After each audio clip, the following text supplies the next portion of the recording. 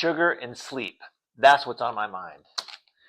Welcome to Behind the Scenes, middle-aged guy training for some bike racing events. More importantly, training for life. I want to live a long, healthy, vibrant life. I want to be really old and really fit, but that takes work, and it takes planning, and it takes sugar, and it takes sleep. So today, I'm super stoked because I'm not training today. I am maybe going to do some foam rolling or something a little bit later just to kind of feel good. But yesterday I did intervals. I'm going to consider that a success. Tomorrow my plan is to do pre-ride the Foco Fondo. So that's going to be, looking at my data here, it's going to be a little over 60 miles, 63 miles probably. And I've done it before. I did it last week or so. It took me 4 hours. Epic. I did it really kind of sticking it in the high endurance, very low tempo zone, so just try to keep it steady. It's a big ride solo, or it is for me anyhow. 4 hours in the saddle, and certainly by that last hour I was kind of over the whole thing, and it was much of anything a mental game, and getting my rear end used to being in the saddle for 4 hours, which is a separate topic altogether. But today what I'm doing is planning for tomorrow. So what I gotta really think about is rest. So I actually slept really well last night. I say B plus last night, so that's great. My plan is to make sure I'm setting up the rest of my day and tonight to also get a really good night's sleep tonight.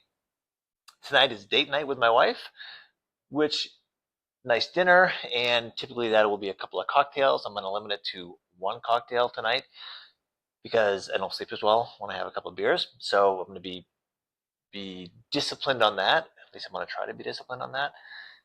And it's about fueling myself for tomorrow. So there's a lot of hate in the world for carbohydrates and sugar, and I think that is misplaced, because just like anything else, we can, there's a right and wrong way to do things, or a right and wrong time to do things. So what I'm actually doing right now is looking at how many calories I burned last go around. So it was about 3,000 calories I burned during that ride, and I'm going to be burning at least that much because I'm going to kind of turn up the heat a little bit. I'm going to ride a little bit harder this time around. So I need sugar. I'm going to need fuel that is readily available, and that is sugar. It's going to be glucose, and I have to have it. Unlike if I'm doing a lower intensity ride, where maybe able to kind of burn more fat, you can only really burn fat at a low intensity. So as soon as you start turning up the effort, your body's going to need sugar, glucose. And your body can only store so much glucose. Unlike fat, as we all know, your body can store a whole hell of a lot of fat. It's a whole hell of a lot of energy, but it's just energy that's really hard to tap into, and it's impossible to tap into if you're putting in a hard effort. So that means a friend of mine turned me on to these things: carbs fuel, 50 grams of carbohydrates, 50 grams of carbs, 29 total sugars, 29 grams of added sugar in this thing. So it is a sugar bomb. It's a 2-to-1 glucose to fructose energy gel, and this thing recommends 1 to 2 gels per hour of activity. Always consume with water. I'm definitely hitting one of these probably every 45 minutes. So that's probably pretty spot on when I'm out there. But your body needs this. I'm going to be burning through carbs quickly out there, and I want to stay topped off. The reality is, I'm going to be riding long enough to burn 3,000 calories. There's no way I'm going to be able to eat and process an equal balance. So I'm preloading. So again, the fun part of the day is rest, stay chill, little TLC for my muscles and joints, a little foam rolling, and get a calorie intake. Have a little bit of a calorie surplus today, which brings us to overnight oats. That's another magic thing. Oatmeal, not all oatmeal is the same. If you have quick oats, you nuke it for for a minute in the microwave. That means that when it's ready to go, that means that most of the processing of that has already been done because the oats have actually been chopped up. So that is a quick burning sugar compared to the overnight oats, which are the whole oats. They have to soak overnight. Slower release of energy, which is what I'm really going to want tomorrow. I'm going to want to kind of top off my energy. I'll have a big bowl of this in the morning, and then it's going to be a slow, consistent, steady release of energy during my ride while I'm getting little punches from my carbs and, of course, some additional snacks. So I'm going to bring some Bobo's chocolate chip oatmeal bars with me, and some Scratch Lab energy bars. These energy bars have 260 calories in this little thing, so it's like the glorified candy bar, if you will. 4 grams of protein, that's cool, and 33 total carbs. So with actually 3 grams of fiber, which is kind of impressive for this little thing.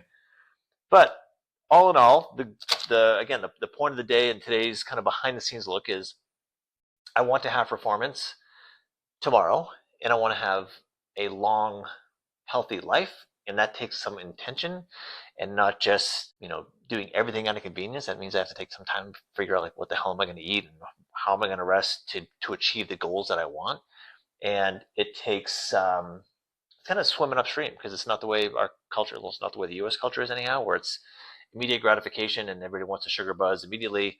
Our body is wired to do that, so it definitely, we have to resist very natural urges to eat sugary sweet stuff, things that taste good. And I would not confuse this with like super amazing taste or anything by any means, but our body is craving sugar. It's a nice little drug, nice little boost, but there is a time and a place for it. So do not hate carbohydrates. That's what's on my mind today. And in fact, again, what's on my mind today is loving carbohydrates, but being mindful about complex carbs, time and place for the complex carbs, time and place for the simple carbs that will burn quick and give me a quick boost of energy. And a rest day. For people who do not exercise consistently or regularly, they will never have an appreciation for how good a rest day feels. And a pretty good night's sleep and realizing like, oh, I'm not going to lift weights today. I'm not going to really struggle super hard physically today.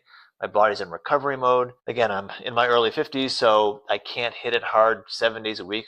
My body won't do that, and my mind isn't really super stoked. I wouldn't be stoked on that idea either. So it is about pacing myself, and to sit down on the couch after doing a super hard ride feels so amazingly good that it can't even compare, like if you're just always kind of lounging on the couch and never doing anything. So the flip side of all these hard efforts and things that I'm doing for my training and my health is that when I do rest, it is like gold. So today is one of those days. I'm going to eat more than I am going to burn today.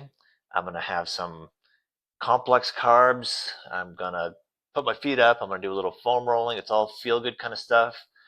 Review my course for tomorrow. Make sure I get most of the route right for this Foco Fondo, and chill.